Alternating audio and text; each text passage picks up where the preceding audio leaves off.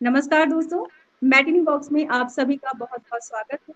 दोस्तों, आज हम रूबरू होने जा रहे हैं हिंदुस्तान के दिल, टिंकू जिया और दर्शकों के जिगर के छल्ले, बल्ले-बल्ले जेमी ऑल्टर से। स्पोर्ट जर्नलिस्ट, एक्टर और यूट्यूबर जेमी हम सबके फेवरेट टॉम अल्टर साहब के बेटे हैं। जेमी, मैटिनी बॉक्स में आपका बहुत-बहुत स्वागत है। वेलकम, कैसे हैं आप? शुक्रिया मुझे याद करने के लिए और यहाँ बुलाने के लिए। मैं बिल्कुल ठीक हूँ। आज संडे का दिन है तो काम थोड़ा कम है तो अच्छा लग रहा है आप लोग से बात करके। बहुत बहुत अच्छे। जेमी यार, आज आईपीएल में चेन्नई सुपर किंग्स और किंग्स 11 पंजाब का मैच है। क्या लगता है आपको, स्टीव स्मिथ और केएल राहुल गेंद किसके पाले में जाने वाली? देखिए दोनों की टीम बहुत अच्छी है, खासकर बॉलिंग दोनों टीम में अच्छी है। फिर आप जब देख रहे हैं जॉस बटलर जो पहला मैच नहीं खेल पाए राजस्थान रॉयल्स के लिए, वो वापस आ रहे हैं।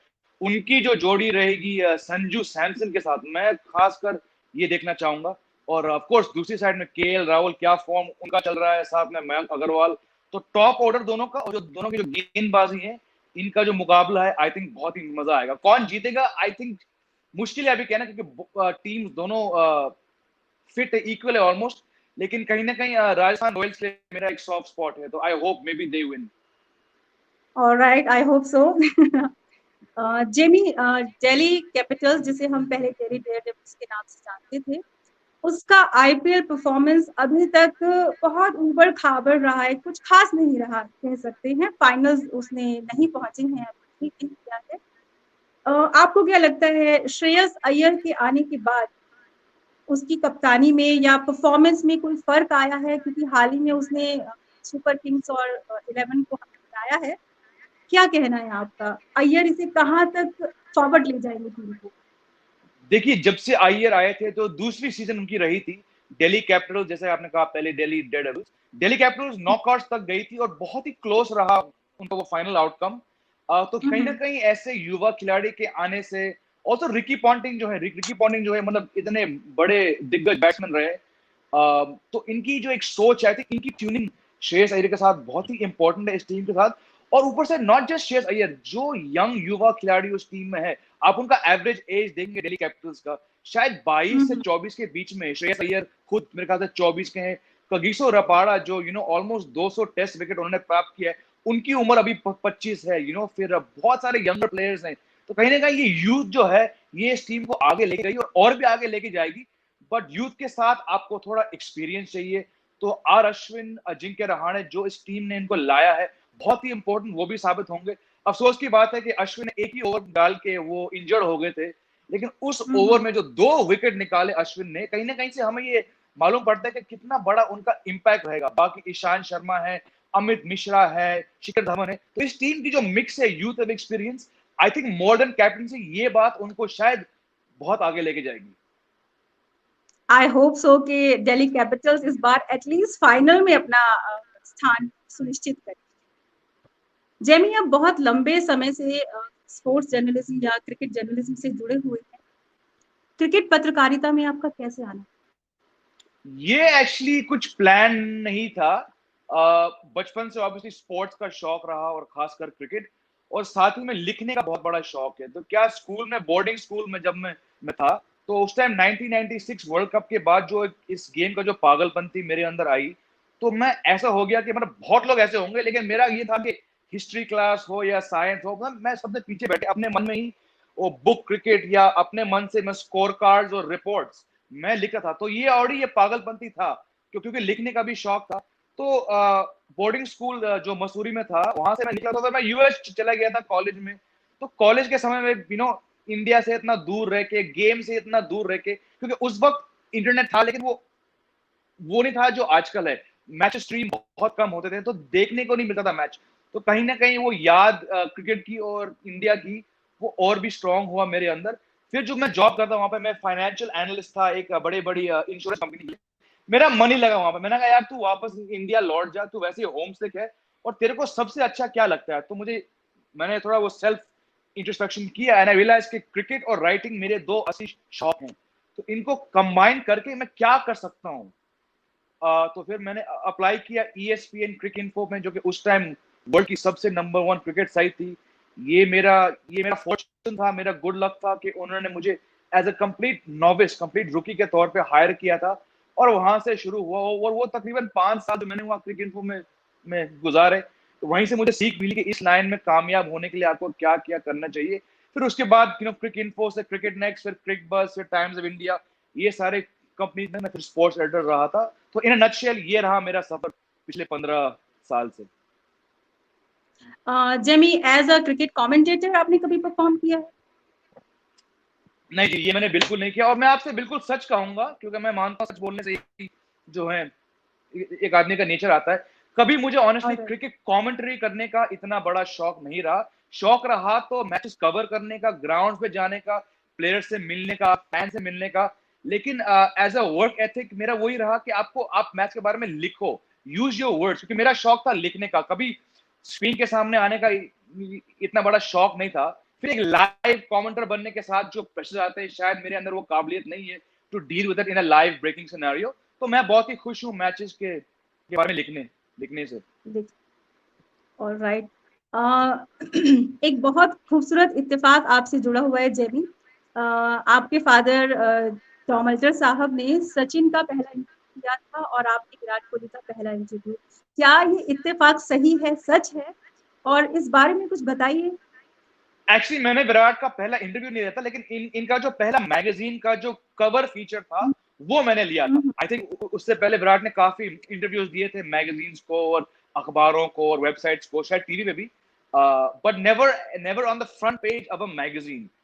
तो जी के साथ एक पार्टनरशिप था, 10 स्पोर्ट, जो कि उस समय बहुत बड़ा एक स्पोर्ट्स चैनल था, 10 स्पोर्ट, दुबई बेस्ड। इनकी एक मैगजीन थी, ऑल स्पोर्ट्स मैगजीन। तो मैं उस समय 2010 की बात है ये, क्रिक इन्फो छोड़ के मैंने कुछ अलग ट्राई करने की कोशिश की। तो मैं ये मैगजीन का असिस्टेंट एडिटर था। उस बीच विराट कोहली फाइनली दी विराट कोहली बन रहे थे। उनके मेरे ख्याल से 2 वनडे शतक थे। तो जो एक राइज था उनका, क्योंकि आपको याद होगा 2008 में अंडर 19 वर्ल्ड कप उनकी कप्तानी में इंडिया जीती, लेकिन उसके बाद कहीं ना कहीं वो रास्ते से थोड़े समय के लिए भटक गए थे। वो आईपीएल कॉन्ट्रैक्ट, इनकी पहली आईपीएल सीजन काफी अच्छी नहीं रहा। तो लोग कहते हैं यार ये वही ब्रैश प्लेयर है, टैलेंट है, पर ये रास्ते खो बैठेंगे। तो उस हिसाब से जब उन्होंने वापसी की 2009-10 में 2 शतक मारने के बाद वनडे में, मैंने इनका एजेंट को अप्रोच किया था। I said we want to put him on the cover of our magazine. उसने कहा बिल्कुल। तो वो थी उनकी पहली मैगजीन फ्रंट पेज। फिर जो उनका दूसरा रहा 1 साल बाद, 11 वर्ल्ड कप के बाद, मैंने वो भी किया था। तो बस ये एक इत्तेफाक आप कह सकते हो उसको, बिल्कुल, क्योंकि मेरे फादर ने सचिन का भी लिया था इंटरव्यू पहले, but it was not his first interview as such. नहीं। ओके। जेमी, खुद आपने कभी क्रिकेटर बनने का नहीं सोचा? देखिए, सोचा तो बिल्कुल है, लेकिन प्रैक्टिकल होने के तौर पे यू रियलाइज कि आप कभी इतने अच्छे प्लेयर नहीं बनोगे। क्योंकि एक्चुअली मैंने क्रिकेट खेलना काफी लेट शुरू किया। मैं तकरीबन 15 साल का था जब मैंने उसको सीरियस खेलना शुरू किया था। और जब आप ऑलरेडी इतने लेट हो, अगर आपको देश के लिए खेलना है या अपने स्टेट के लिए खेलना है, तो बहुत ही इंपॉर्टेंट है कि आप 5 और 9 के बीच में आप वो सीरियस नेट प्रैक्टिस शुरू करें। मैंने कभी वो किया नहीं। मौके आए थे, मेरे फादर ने बहुत बार कहा कि तुम आ जाओ हमारी टीम में प्रैक्टिस करो, लेकिन मैं इतना सीरियस नहीं था खेलने के बारे में जितना मैं था देखने के। तो ऑलरेडी मैं बहुत लेट था। फिर दूसरी बात ये कि आप में टैलेंट होगा, लेकिन अगर आप उस वातावरण में नहीं हो जहां पे आपकी गेम डेवलप हो। अफसोस की बात है, जिस स्कूल में मैं था वहां पे हमारी टीम बहुत ही वीक थी। तो कभी मुझे वो प्लेटफॉर्म नहीं मिला कभी खेलने का। तो हाँ, बिल्कुल ख्वाब तो होता है, लेकिन प्रैक्टिकली स्पीकिंग मैं बहुत ही जल्दी समझ गया कि यार तुमसे नहीं हो पाएगा उस लेवल तक खेलने का। इसीलिए इसलिए शायद मैंने सेकंड बेस्ट काम किया। मैंने गेम के बारे में लिखना शुरू किया। हाल ही में मुंबई में ऑस्ट्रेलियन क्रिकेटर जिमी जोन्स का निधन हुआ। क्रिकेट जगत के लिए और हम सभी के लिए एक बहुत बड़ी क्षति रही है। हम सभी, काफी लोग जानते होंगे कि चेन्नई में भारत के खिलाफ जो उन्होंने टेस्ट मैच खेला था, उसमें जब दोहरा शतक जड़ा था, मौसम बहुत खराब था और उन्हें स्टेडियम से ही मेडिकल असिस्टेंस देना पड़ा। इस तरह का स्पोर्ट्स स्पिरिट या जुझारूपन बहुत कम लोगों में या खिलाड़ियों में देखने को मिलता है। मैडिनी बॉक्स इस तरह के लोगों को सलाम करता है। जेमी, आपके फेवरेट क्रिकेटर कौन है? अगर मैं अपने थोड़े टीनेज ईयर्स की बात करूं, तो पहले से ऑब्वियसली सचिन तो एक बहुत सारे हमारे देश के युवाओं के लिए आइकॉन बने हैं। तो एक दौर था जब मैं उनका फैन था। लेकिन जब राहुल द्रविड़ टाइप प्लेयर आए थे, जो आपको दिखता है कि इनमें टैलेंट है, इतना नहीं है जितने सचिन में था, ये पूरे हार्ड वर्क और शिद्दत करके आए, तो कहीं ना कहीं ऐसे कैरेक्टर ट्रेट्स ने तो देख के मुझे लगा यार I like this guy. Plus Dravid कहीं ना कहीं सचिन और अदर के अंडर वो थोड़े रेडार में नहीं आए थे शुरुआत में, तो आई लाइक सच प्लेयर जो दिख रहा है कि पूरी जान लगा रहे, लेकिन शायद उनको वो सक्सेस या रिकग्निशन नहीं मिल रहा, तो वो थे। फिर जब वीरेंद्र सहवाग आए थे, मैं उनका बहुत बड़ा फैन रहा, जिस धुआंधार तरीके से उन्होंने बैटिंग किया। और मैं मानता हूं कि वीरेंद्र सहवाग का सबसे बड़ा रोल था टेस्ट ओपनिंग को चेंज करने का। मैथ्यू हेडन थे, उससे पहले माइकल स्लेटर थे, क्रिस गेल भी थे, लेकिन जो कंसिस्टेंसी वीरेंद्र सहवाग ने हमारे देश के लिए दिखाया था अराउंड द वर्ल्ड, इनका आप रिकॉर्ड देखो, कमाल का रिकॉर्ड है वो। तो मैं उनका फैन था। आजकल बात करें तो मैं विराट कोहली द बैट्समैन का बहुत बड़ा फैन हूँ। ऑलराइट। भारत को क्रिकेट प्रेमियों का देश कहा जाता है। एक आपने अभी एक शब्द का इस्तेमाल किया, पागलपंती। ये पागलपंती शायद सभी भारतीयों में है क्रिकेट को लेकर। लेकिन जब हम क्रिकेट इन ब्लू या इंडियन फीमेल क्रिकेट टीम की बात करते हैं, उसमें उस तरह का क्रेज लोगों में समझ नहीं आता। शायद किसी ने मिताली राज और जुगन गोस्वामी के अलावा बहुत सारे नाम भी सुने। तो क्या ब्लू विमेन टीम को क्या आईपीएल से कनेक्ट करने की कोई कोशिश अभी की जा रही है, या फीमेल क्रिकेट को, वुमेन क्रिकेट को किस तरह से प्रमोट किया जाए कि लोग उसके बारे में जानें और ये जो पागलपंती है उसे भी लेकर हो? अफसोस की बात है कि इंडियन वुमेन्स टीम को इतनी सक्सेस नहीं मिली। हालांकि प्लेयर्स बहुत सालों, हम जब छोटे थे तो हम स्पोर्ट्स स्टार मैगजीन में और द हिंदू में और टीवाई में हम फीमेल इंडियन क्रिकेट के बारे में बहुत पढ़ते थे। लेकिन इसके कारण शायद दो है मेरे मानने से। एक तो कभी गेम को वो प्रमोशन नहीं मिला, क्योंकि ये एक टोटली वन साइडेड जॉनरा है, बल्कि हमारा कल्चर भी अनफॉर्चुनेटली बहुत ही one sided, stacked in favour of the male success. IPL की बात हुई थी तो काफी सालों से बात चल रहा है एक parallel Indian women's IPL league शुरू करने का। प्लेयर्स रेडी हैं, अलग अलग देश के प्लेयर्स रेडी, लेकिन अफसोस की बात है कि जितने पैसे उसमें लगने चाहिए वो कोई इन्वेस्टर या कोई ब्रॉडकास्टर वो रेडी नहीं है वो पैसे लगाने का। एक और बड़ी दुख की बात है कि जब भी हमारी महिला टीम कहीं नॉकआउट में पहुंचती है या फाइनल में, तो उसके बाद हमारी मीडिया, हम खुद मीडिया वाले की दोष है कि हम सिर्फ उनको 2-3 दिन तक हम वो डिंडोरा पीटते कि यार वो हो गया। 2017 की वर्ल्ड कप के बारे में फाइनल की बात करें, भारतीय टीम नॉकआउट तक गई थी, फाइनल तक थी वो, फिर वो मैच उनके हाथ में था और वो मैच हारी। उसके बाद हमने अखबारों में, टीवी में, वेबसाइट में 2 दिन तक ये देखिए और गर्ल्स और प्लेयर्स। 4 दिन बाद क्या हुआ? न्यूज रुक गया, राइट? तो बहुत ही मतलब मुझे दुख होता है ये कहने में, हमारे लाइन में बहुत ही कम रिपोर्टर्स हैं, मेल फीमेल, जो साल भर डेडिकेटेड रहते हैं वुमेन्स क्रिकेट और खास करके इंडियन महिला टीम को ट्रैक करते हैं। हाल ही में न्यूज आया था लॉकडाउन के दौरान, उसके बाद, कि इंडियन वुमेन्स टीम का फ्यूचर क्या है, कोच कौन है, स्ट्रक्चर क्या है, कोई बात नहीं हो रहा है। बिकॉज लॉकडाउन ने क्या किया, पूरा सिचुएशन को स्टैक किया again in favour of teams like IPL teams. लोग जो है आमतौर पर देखना चाहते हैं आईपीएल। तो इट्स वेरी अनफॉर्चुनेट कि वुमेन्स टीम इज सफरिंग। ऐसा नहीं है कि टैलेंट नहीं है, स्मृति मंधाना को आप देखिए, व्हाट अ प्लेयर, ये नंबर 1 रह चुकी है अक्रॉस फॉर्मेट्स, ये बहुत आगे जाएंगे। हरमनप्रीत का शायद चलो आजकल इतना अच्छा उनका टाइम नहीं चल रहा है, लेकिन हरमनप्रीत ने जो सफलता प्राप्त की इस देश के लिए, मिताली राज तो है ही एक लेजेंड, जमाइमा, शिफाली वर्मा, बहुत प्लेयर्स है, पूनम, बहुत प्लेयर्स है। लेकिन अनफॉर्चुनेटली जो माहौल है अभी, वो इंडियन वुमेन्स क्रिकेट टीम को बैक नहीं कर रही है फाइनेंशियली, और इवन स्ट्रक्चर, खुद की बोर्ड अभी जो है वो थोड़ी लिम्बो में है। तो दिल करता है कि बहुत जल्दी महिला टीम वापस ट्रैक पे आ जाए और हमें देखने का मौका मिलेगा फिर से। जेमी, आपने हरमनप्रीत की बात की, जो 2020 क्रिकेट में कप्तान है भारत महिला क्रिकेट टीम की। उन्होंने हाल ही में एक जेस्चर दिया कि जो आईपीएल, महिला आईपीएल क्रिकेट है वो दुबई में ना रखकर, ऐसा शायद चल रही है बातचीत, कि नवंबर में दुबई में हो, वहां ना होकर इंडिया में होना चाहिए। जब blue Indian women team IPL से कनेक्ट हो जाएगी, आपको क्या लगता है कि सच में उसके फॉलोअर्स बढ़ेंगे या उस पर भी बात होनी चाहिए?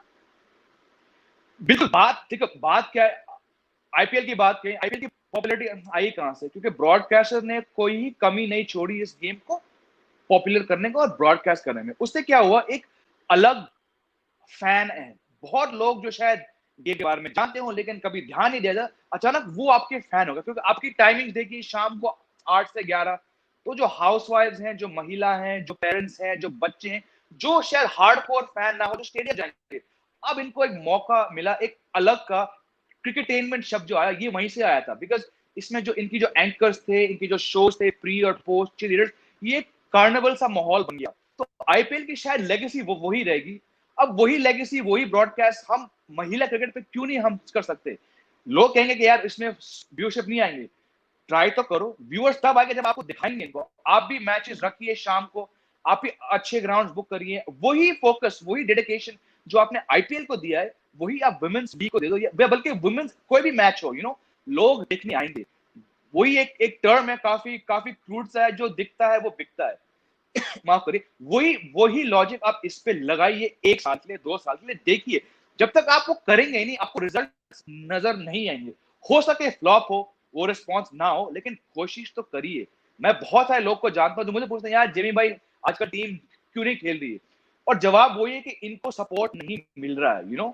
मानता हूं कि एक एक समय में मिथाली और हरमन के बीच में कुछ तनाव था, लेकिन वो किस्सा वो बंद हो गया है। दे आर प्रोफेशनल एथलीट्स, उन्होंने मिलकर वो किस्सा बंद किया, वो पॉलिटिक्स हट गया। अभी दोनों चाहते हैं कि गेम, महिला गेम जो है वो आगे बढ़े, लेकिन उसको आगे बढ़ाने के लिए स्पॉन्सर चाहिए, ब्रॉडकास्टर चाहिए, पैसे चाहिए, बोर्ड का इंटरेस्ट चाहिए।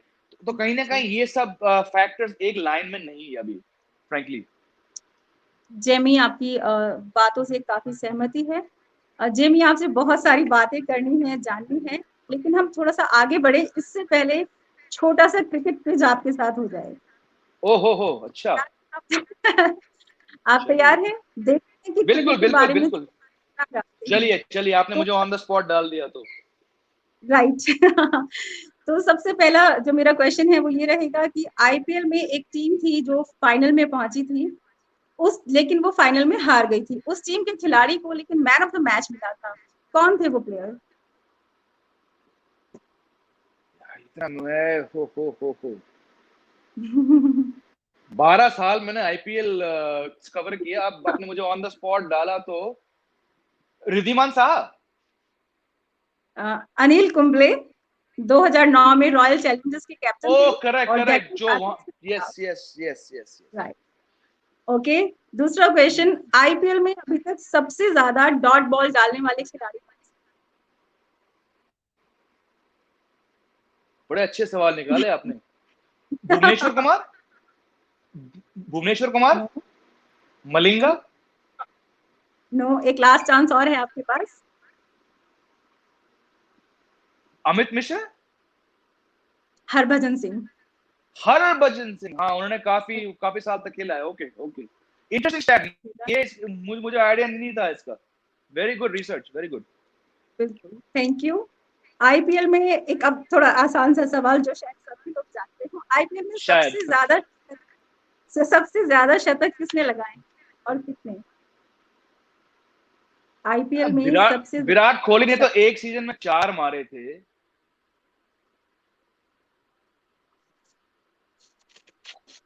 कोहली या शेन वॉटसन? Chris Gayle. क्या हो गया मुझे आज, क्रिस गेल ने मारे हैं? It's okay. आईपीएल 2020 शुरू होने से पहले किस विकेट कीपर के नाम सबसे ज्यादा कैच लेने का रिकॉर्ड? धोनी होगा? नहीं, और सोचिए। मैं टोटली फ्लॉप हो गया आपके हर सवाल में आज, ऐसा कभी नहीं हुआ। दिनेश कार्तिक। किस? Dinesh Karthik, okay okay okay. Dinesh Karthik, उनका 101 कैच रहा है। काफी मेहनत करनी पड़ी जेमी, आपके साथ इंटरव्यू लेने से पहले बहुत रिसर्च वर्क बहुत करना बहुत ही पड़ा। अच्छा किया आपने मुझे, मतलब मैं तो चारों में 4 में 0 हो गया। नॉर्मली इतना बुरा नहीं होता, पर good good question, good.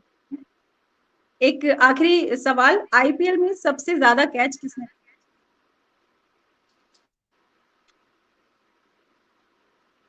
De Villiers. Suresh Raina. Suresh Raina. Tom alter साहब हम सभी के फेवरेट हैं। ऑन स्क्रीन हम लोग उन्हें बहुत ज्यादा मिस करते हैं। इनफैक्ट जब मैं टॉम साहब के बारे में आज भी याद करती हूँ तो एक मतलब बहुत भावुक हम लोग हो जाया करते हैं, बिल्कुल फैमिली मेंबर की तरह वो हमें फील करते हैं। ऑल्टर साहब का और पूरी ऑल्टर फैमिली का, आपका भी जो भारत से प्रेम है वो किसी से छुपा नहीं।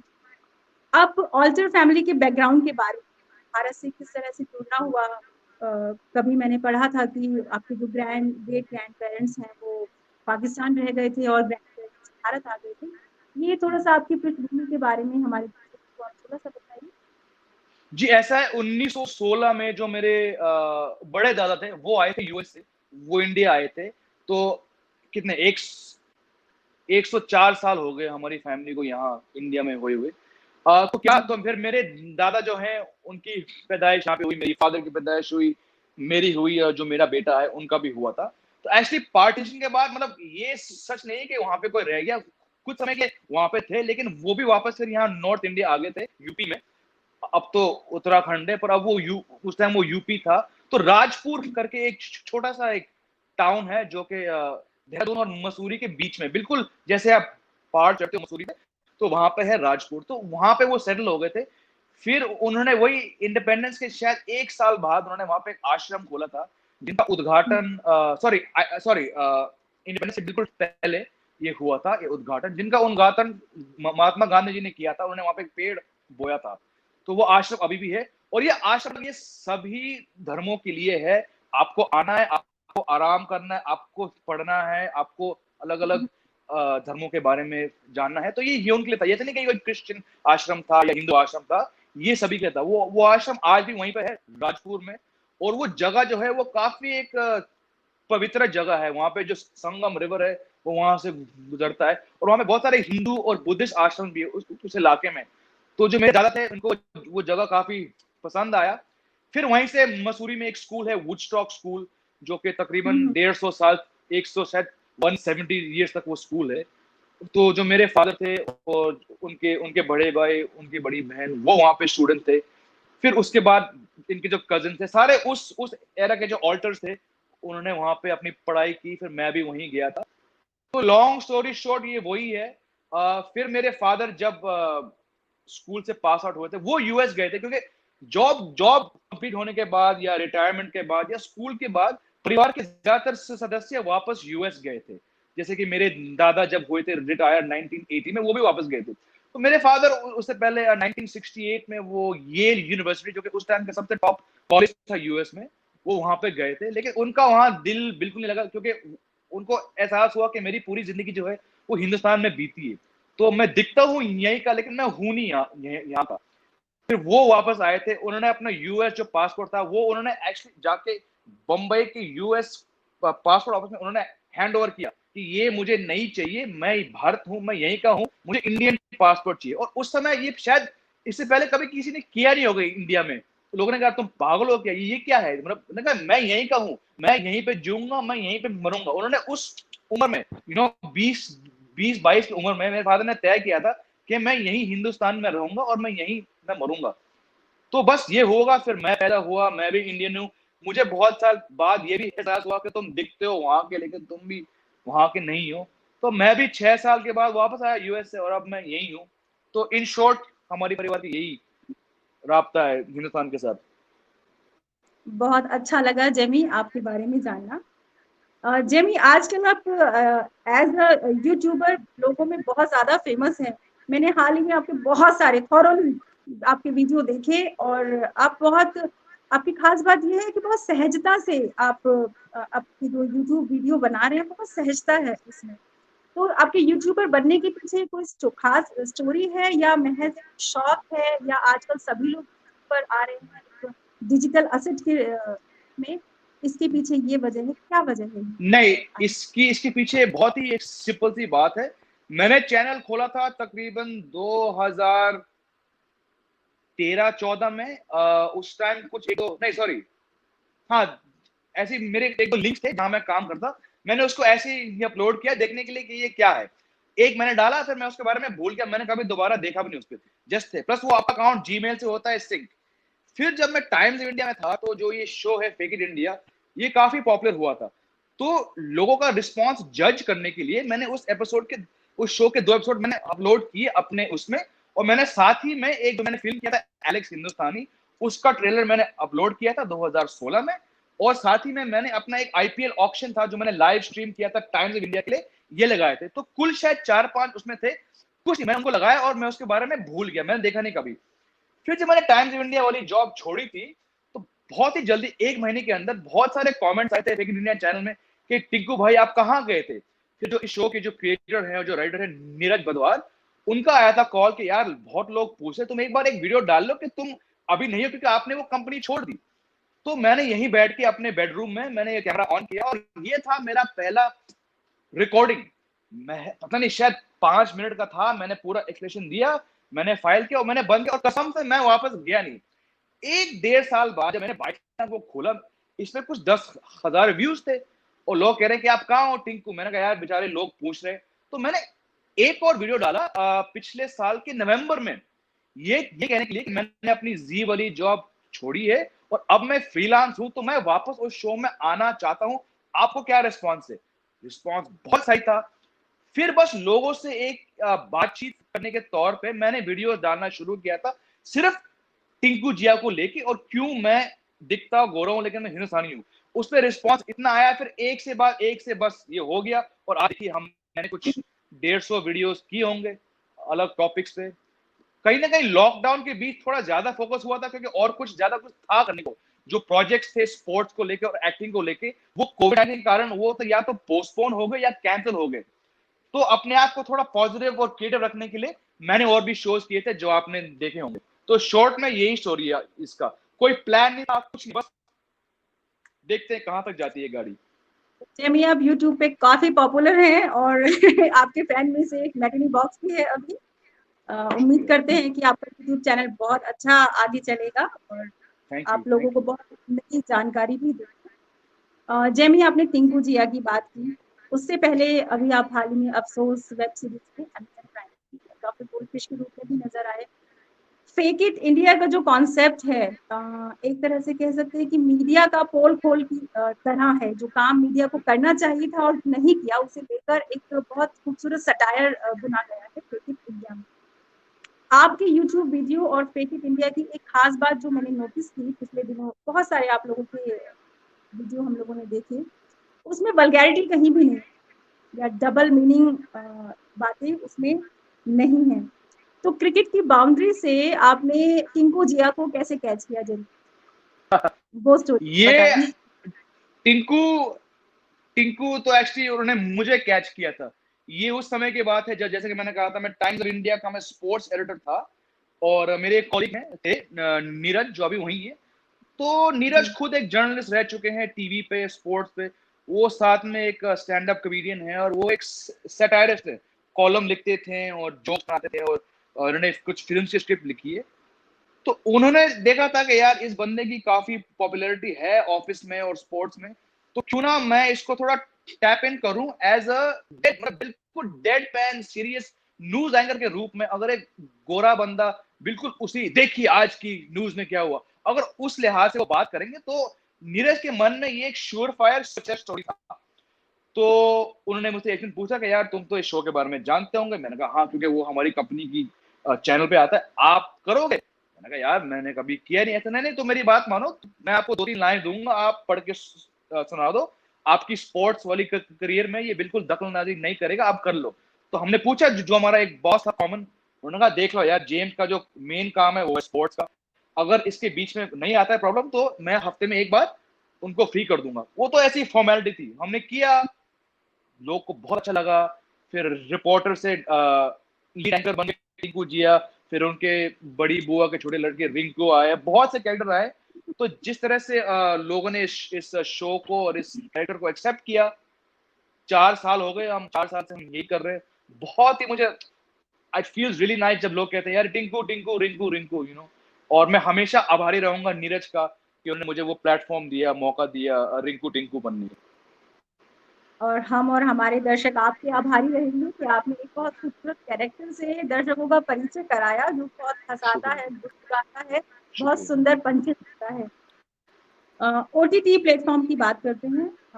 जेमी आजकल ओटीटी प्लेटफॉर्म पर जो जिस तरह का कंटेंट रिलीज हो रहा है, जिसमें एडल्ट्री बहुत ज्यादा है, डबल मीनिंग बातें, सीधे सीधे गालियां और सीधे तरीके से आजकल एक किस्म से पॉइंट ही परोसा जा रहा है। एज अ व्यूअर आपके क्या विचार हैं इस बारे में? क्या इस पर कोई सेंसरशिप होना चाहिए या नहीं? देखिए मेरा ये मानना है कि जो भी विजुअल आर्ट्स है या जो भी आर्ट्स है वो आपकी समाज का एक आईना है। तो अगर आप जो भी फिल्म देखें, हम देख नहीं, हम सब बॉलीवुड फिल्मों के फैन रह चुके हैं। जैसे 70s में लव स्टोरी और थोड़ा वायलेंस का स्ट्रीक था, एंग्री यंग मैन। उसके बाद 80s में ज्यादातर एक्शन एक्शन एक्शन आया था, खून खराबा, बहुत सारा वायलेंट फिल्म, साउथ का इन्फ्लुएंस, नॉर्थ का इन्फ्लुएंस। फिर 89 में जब कयामत से कयामत तक आई और मैंने प्यार किया, तो बहुत साल तक वो लव वेव आया था। तो जो भी है, जो फिल्म अगर कुछ बना रहे हैं अपने मन से, वो नहीं बना रहे, वो बना रहे हैं जो लोग देखना चाहते हैं, और इनको एक समझ होती है कि पल्स क्या है। तो आज का क्योंकि सब खुले में आ गया, राइट, आपके पास, क्योंकि आपके पास अच्छी वाईफाई है, नेट है, तो आपको एक्सेस सब कुछ मिल रहा है।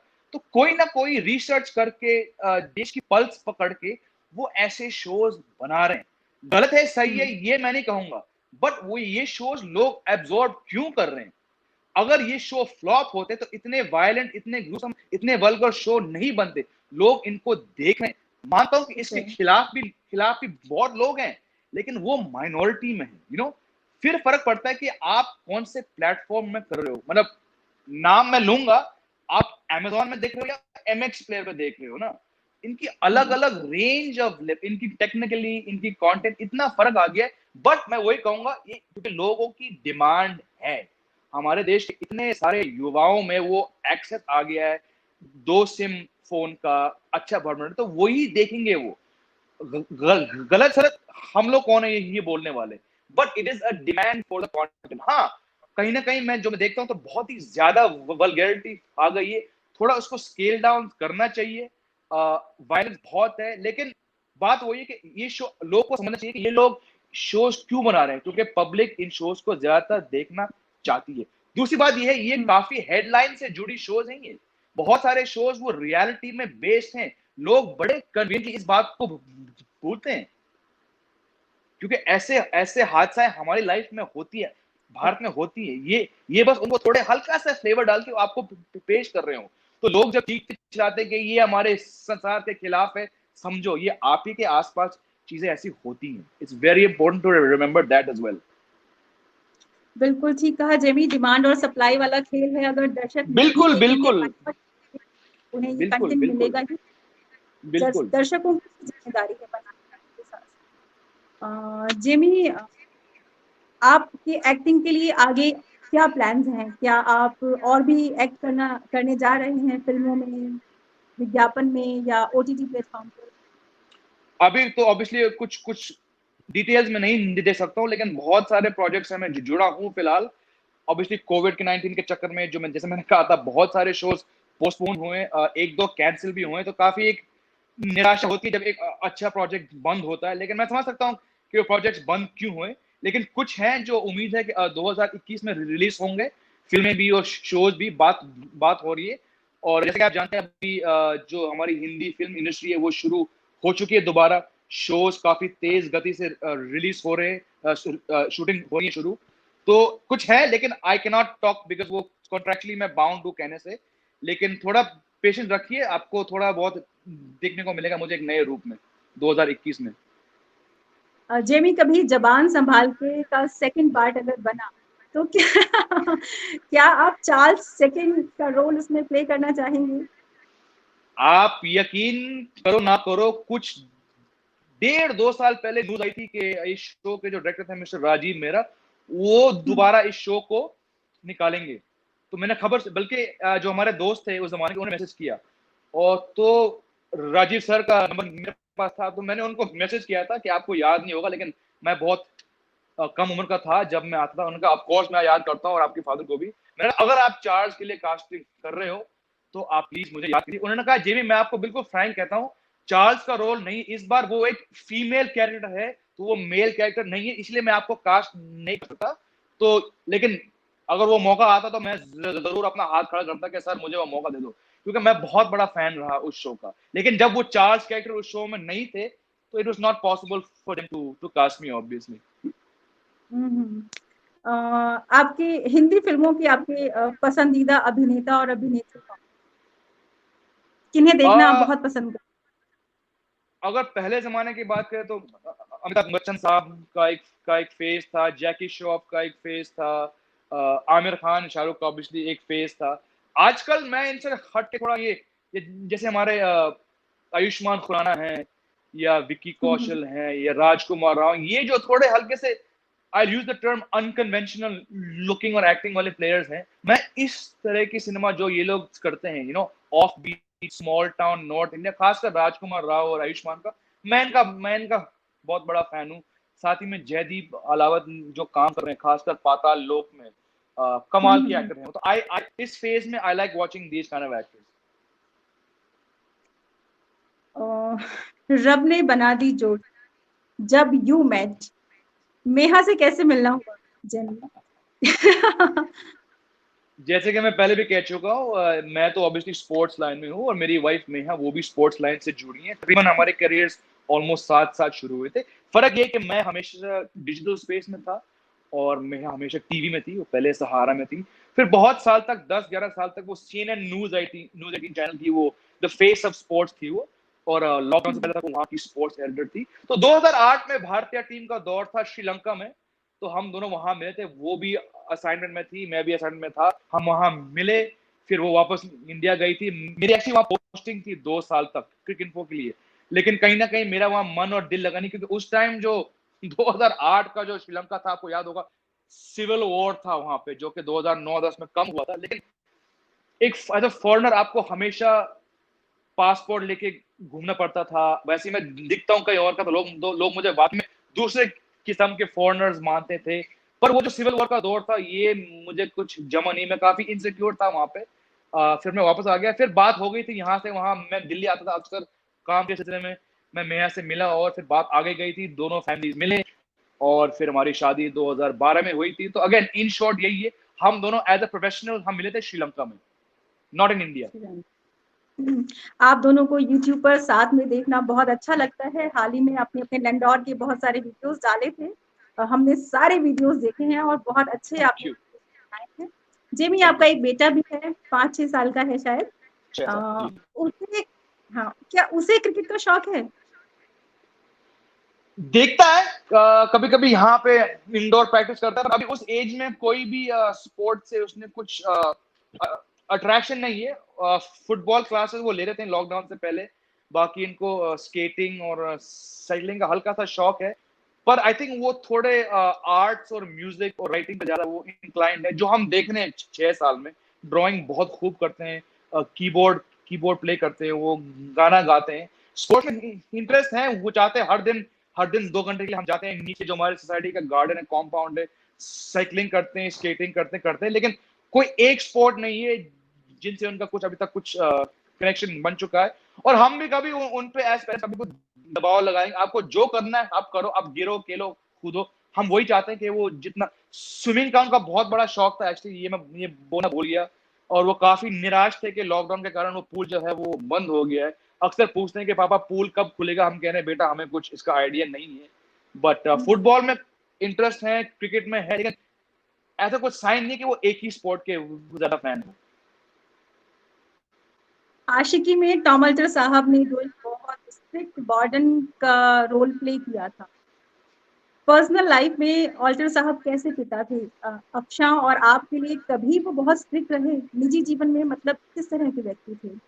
बिल्कुल, बिल्कुल वो स्ट्रिक्ट नहीं थे। उनका वही था कि आपको जो करना है करो, बस फैमिली का नाम जो है याद रखो।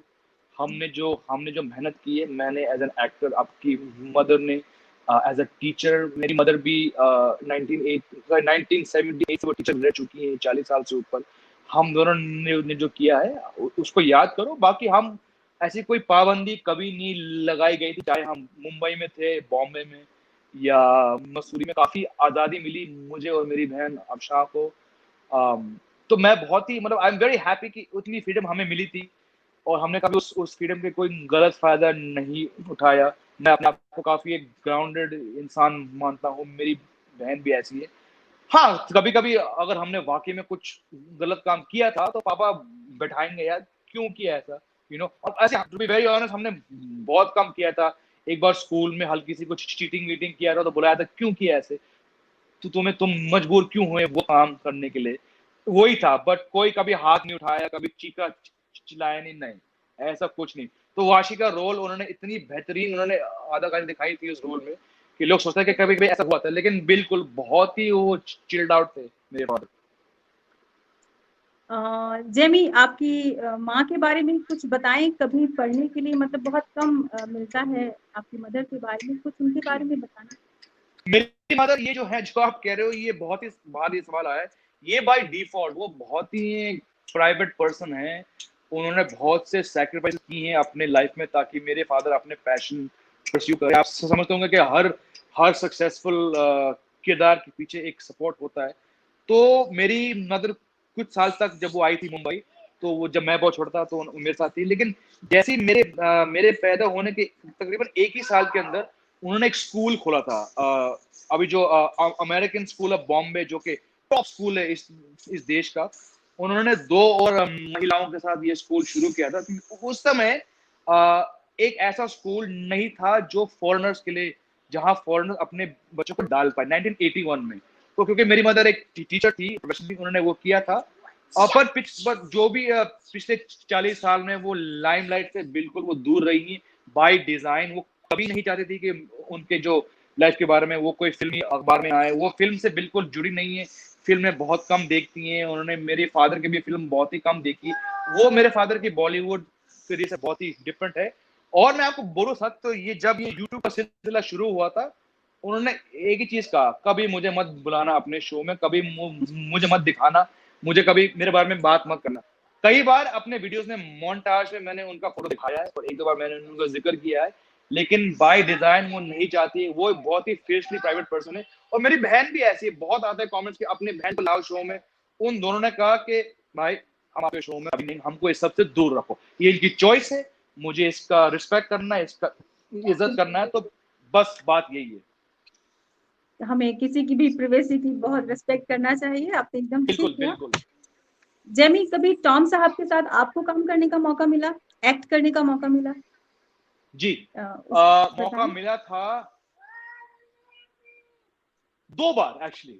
2 बार मैंने शायद 5 प्रोजेक्ट्स में काम किया है, छोटे उम्र से लेके 2018-19 तक, अफसोस को जोड़ के। उनमें से 4 जो थे, 5 में से 4 में मेरे फादर उस शो से जुड़े थे।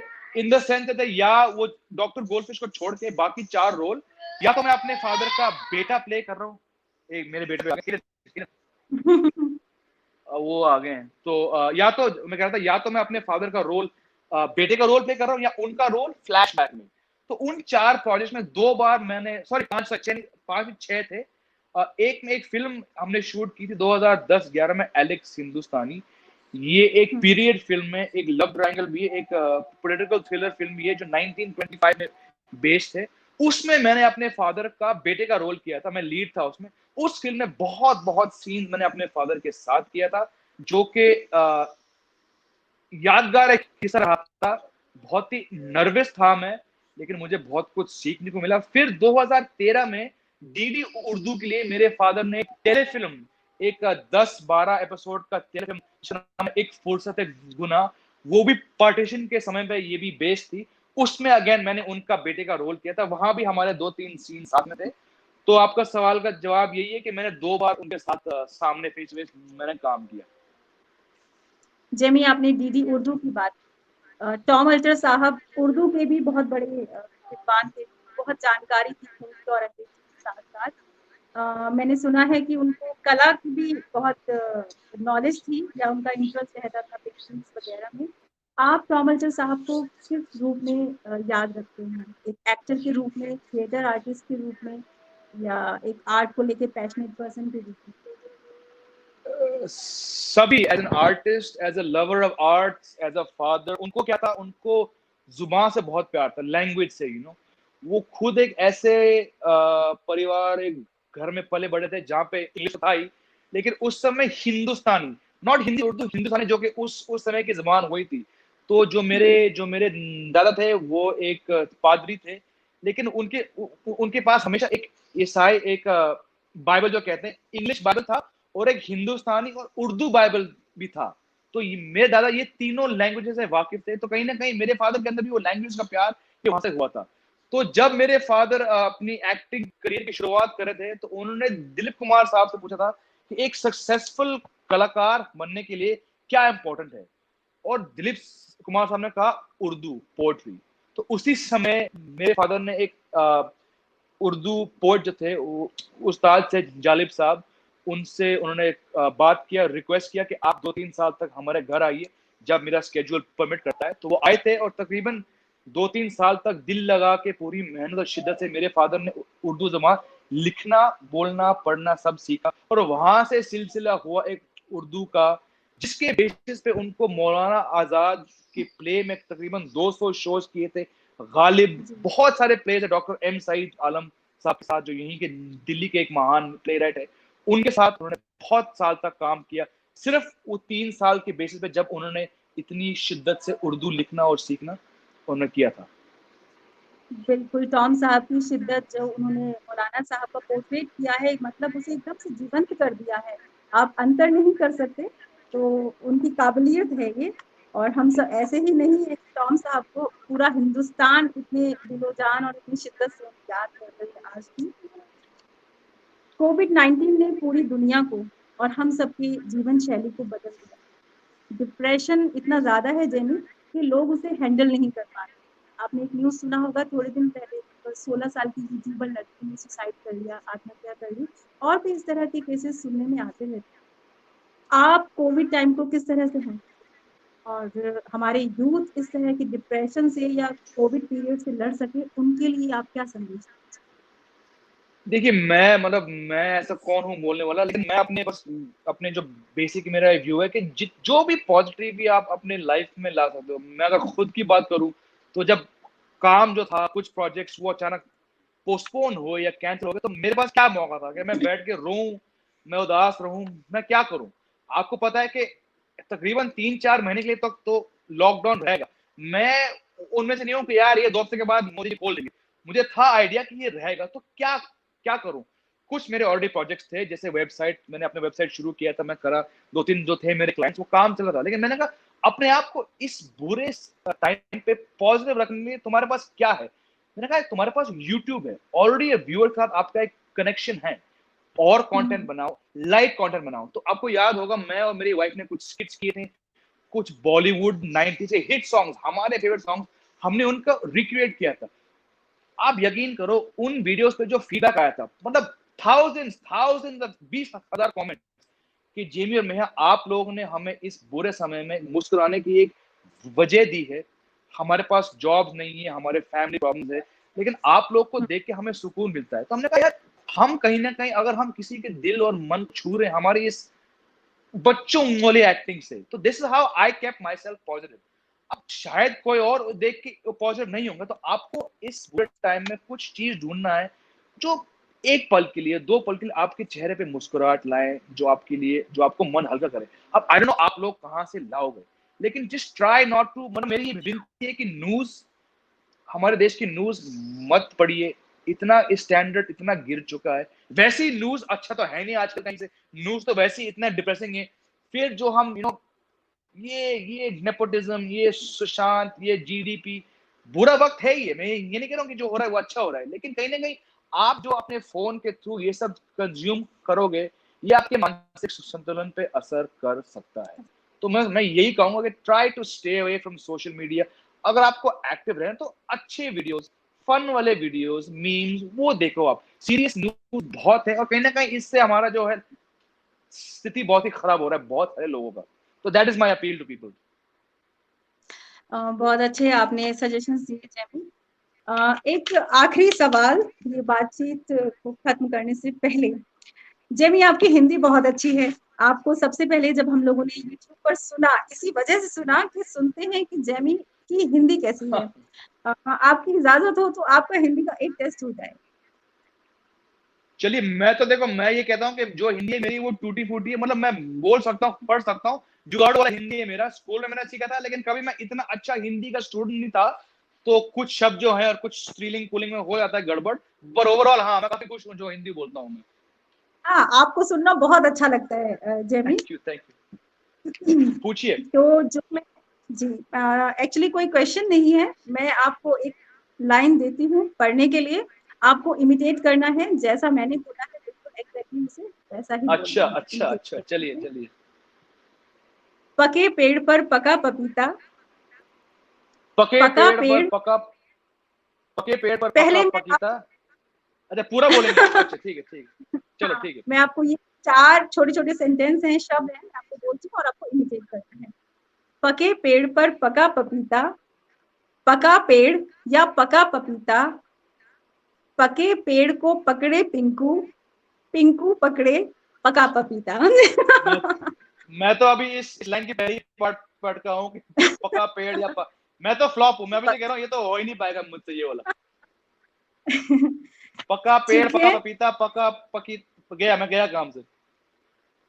कोई बात नहीं जेमी, नेक्स्ट टाइम जब आपका एक लाइव हम इंटरव्यू रखेंगे तब तक आप इसका अभ्यास करते रहिए, प्रैक्टिस बिल्कुल करते अभ्यास रहिए। करूंगा, बिल्कुल बिल्कुल बिल्कुल। और आज की ये बातचीत आपके साथ बहुत मजेदार रही, बहुत सारी चीजें आपके अलग अलग डायमेंशन के बारे में जानने को मिली, और शुक्रिया सबसे शुक्रिया अच्छा लगता है आपको हिंदी में बोलते हुए देखना। शुक्रिया, थैंक यू तो थैंक यू। मुझे तो एक बार फिर से आपका बहुत बहुत शुक्रिया अदा करता है, बहुत थैंक यू कि आप अपने इतने व्यस्त कार्यक्रम में से समय निकाल कर मैचिंग बॉक्स के लिए आए और आपने शुक्र किया।